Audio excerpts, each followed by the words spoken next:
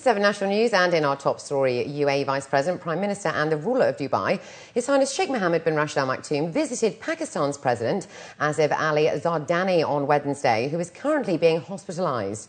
The ruler of Dubai, accompanied by Dubai's Crown Prince, Sheikh Hamdan bin Mohammed bin Rashid Al Maktoum, wished President Zardari a speedy recovery and good health.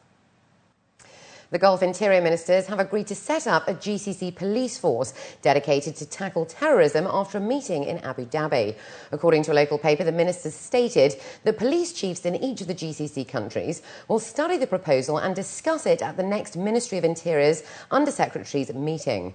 Minister representatives from around the GCC stated that the model will follow European and Asian models to strengthen cooperation and security. The next meeting for Gulf Interior Ministers will be held in Saudi Arabia next year.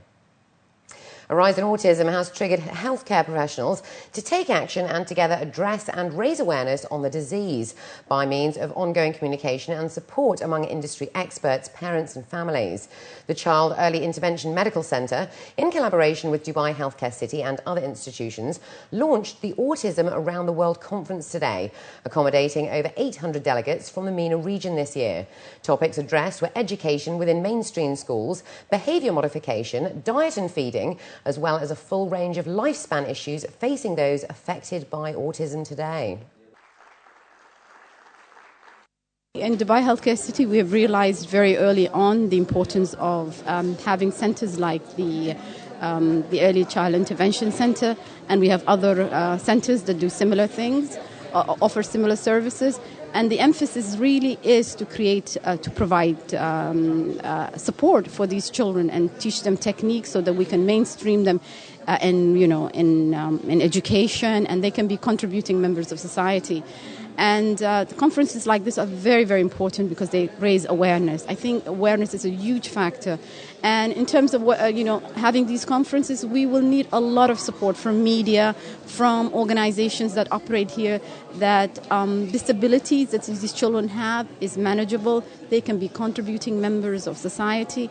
And it's not only this disability, but many, many other disabilities that are important, The Dubai government has encouraged the various healthcare institutions in the UAE to cater for children with special needs by creating campaigns and having the necessary facilities to empower these children, not only for their childhood, but for their secondary and tertiary schooling. I've been here for 14 years, and over the years I've just seen children being rejected from schools, and it is very quite sad and scary, because these children, like everybody else, has a right for education and a right to have the right steps to get into life. And I've seen that what has happened is that the ignorance and that's what makes people scared. And I truly believe that with the right support and the right understanding of each child, because every child is different, we are able to provide a place in schools. The UAE will be treated to the second lunar eclipse of the year on Saturday, where the moon will turn red at the time of total eclipse, according to astrologers. The eclipse is due at 3:33 p.m. UAE time and will end at 9:30 p.m. and will also be visible to Asia, Australia, Eastern Europe and North America. Astronomers say that the red colour is due to the Earth's atmosphere that filters out most of the blue light. They explained that a lunar eclipse is when the Earth lines up directly between the sun and the moon, which blocks the sun's rays and casts a shadow on the moon. The Dubai Astronomy Group has announced that it will set up an eclipse sighting camp in Sharjah. And up next, we have the day's business news, so stay with us.